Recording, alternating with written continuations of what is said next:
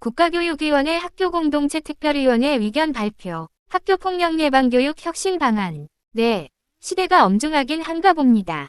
회의를 시작하자마자 곧바로 본론으로 들어가 이야기를 나누게 되네요. 저는 며칠 전 김현수 원장님께서 추천해 주셔서 기쁜 마음으로 이 자리에 참여하게 되었습니다. 학교폭력 예방 교육 체제를 개선해 보자는 취지인데 그 포인트를 한마디로 요약하면 이것입니다.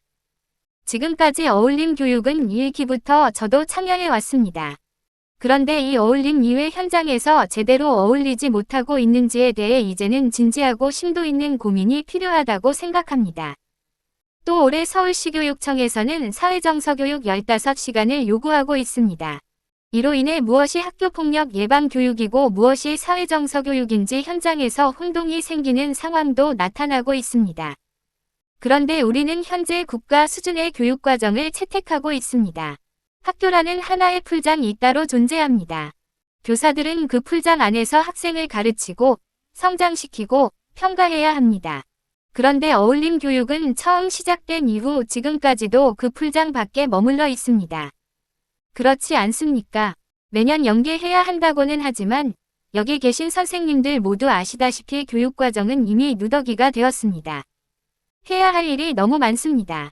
사회정서교육 15시간도 있고 이것이 모범 사례가 되면 내년에는 더 확대될 가능성도 있습니다. 그래서 저는 묻고 싶습니다. 지금처럼 교과와 연계한다는 방식으로는 답이 없지 않겠습니까? 이제는 연계가 아니라 아예 교육과정이 되어야 한다고 생각합니다. 더 이상 풀장 밖에서 별도로 운영할 것이 아니라 정식 교육과정과 교과서 안으로 들어와야 합니다. 비슷한 사례로 인성교육진흥법을 떠올려 보실 수 있습니다. 당시 얼마나 급박하게 추진되었습니까? 여야를 막론하고 90여 명의 국회의원이 법안을 발의했습니다. 세월호 사건 이후 이런 인간성을 우리가 키워온 것 아니냐? 인성교육이 필요하다는 사회적 요구 속에서 인성교육진흥법이 제정되었습니다. 그렇게 큰 파장을 일으켰던 인성교육진흥법이 왜 현장에 비교적 안정적으로 자리 잡을 수 있었을까요?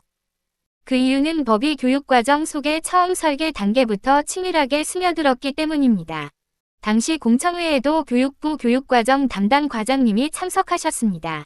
현장의 많은 분들이 법률로 교육과정을 직접 흔들지 말자.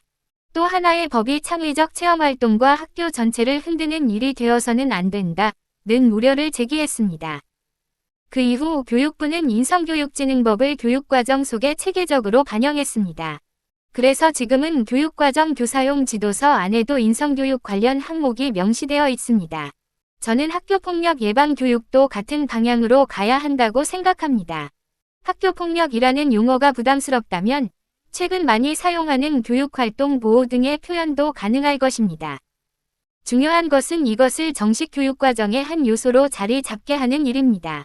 물론 2022 개정 교육과정이 현재 시행 중입니다. 그러나 이제는 다음 교육과정을 내다보아야 합니다. 이 자리에 계신 분들이 TF가 되어 지혜를 모은다면 좋겠습니다.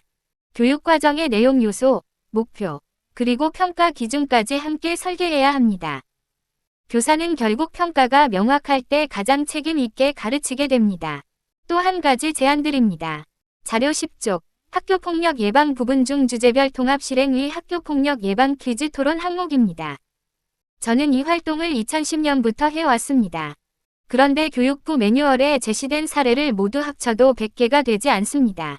이것을 운전면허 시험 문제 데이터베이스처럼 체계화하면 어떻겠습니까? 백문백답도 되지 않는 분량입니다. 이를 퀴즈 형식으로 정리하여 현장에 보급한다면 교사들이 훨씬 쉽게 활용할 수 있을 것입니다. 이 편은 학부모 관련 내용이므로 읽어보시면 이해되실 것이라 생각합니다. 이상으로 발표를 마치겠습니다.